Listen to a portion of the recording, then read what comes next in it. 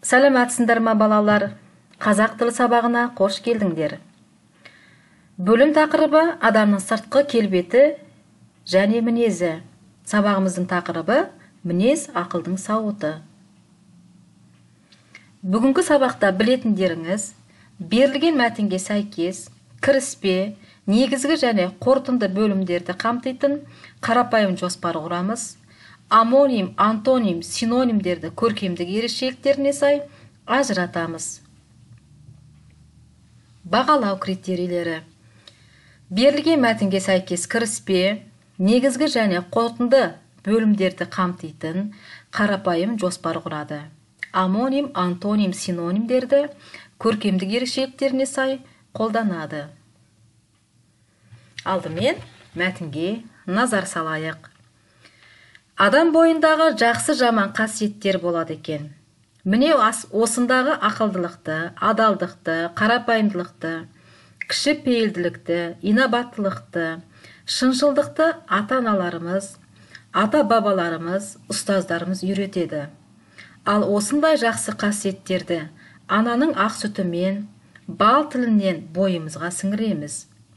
Жақсы бала осы қасиеттерді үйреніп, жаман мінез, әдеттерден, ұнамсыз қылықтардан аулақ болуға тырысады. Адам мінезі сан алуан. Бұл адамның іс-әрекетінен айқын көрінеді. Біреудің қимылы шапшаң, екіншісі асықпайды, үшіншісі іске ойланбастан кірісе салады. Адам бойында көрінетін мұндай ерекшеліктер мінез деп аталады. Ал енді балалар, тапсырмаларды орындайық. Бірінші тапсырма. Оқулықтың 140 бетіндегі бірінші тапсырма ассоциограмма. Адамның мінезіне байланысты өздерің білетін сөздерді жазып, диаграмманы толтырыңдар. Дескрипторы адамның мінезіне байланысты сөздерді жазады, кестені толтырады. Тапсырмамызға байланысты ықтимал жауаптарың: жайдары, ашық, уайымшыл, ұстамды, сабырлы, төзімді. Келесі екінші тапсырма. Мәтінді оқыңдар. Мәтін мазмұнына сәйкес кіріспе, негізгі және қорытынды бөлімдерді қамтитын қарапайым жоспар құрыңдар. Мәтіндегі негізгі және қосымша ақпаратты анықтаңдар. Дескрипторы мәтін мазмұнына сәйкес қарапайым жоспар құрады, негізгі және қосымша ақпаратты анықтайды.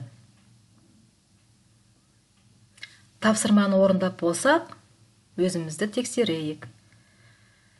Біріншісі Ахметов пен Майқанова, екінші түбінде адам болатын бала, үшінші қожаның шешімі. Негізгі ақпарат Майқанова мен Ахметовтың пікірі, қосымша ақпарат қожаның шешімі. Келесі тапсырмаға назар салайық. Мәтін мазмұнына түгел қамтитындай 5 сұрақ жаз. Сұрақтар антоним, синоним, амонимдер сөздер бола алатындай құрастырылуы қажет. Дескрипторы мәтін мазмұны бойынша 5 сұрақ жазады. Сұрақтарда амоним, антоним, синоним сөздерді қамтиды. Тапсырманы орындады деп ойлаймын. Енді өзімізді тексерейік. Біріншісі, Майқанова Қадыров туралы не деді? Естіген сөз оған қандай әсер қалдырды? Осының бәрі ненің кесапаты? Нені доғаруым керек? Бәріне кім айтыпты? Синоним әсер қалдырды, ықпал етті. Антоним доғару, қысқарту. Амоним доғар, жұмысты доғар, атты доғар. Сабағымызды қорытындысы ретінде шығу парағы бойынша сұрақтарға жауап беріңдер. Мінез ақылдың сауыты тақырыбы бойынша не үйрендің? Сен үшін қандай маңызды мәліметтер болды? Дескриптор сұрақтарға жауап береді, маңызды мәліметтерді жазады. Осымен балалар, қазақ тілі сабағы аяқталды. Сау болыңдар.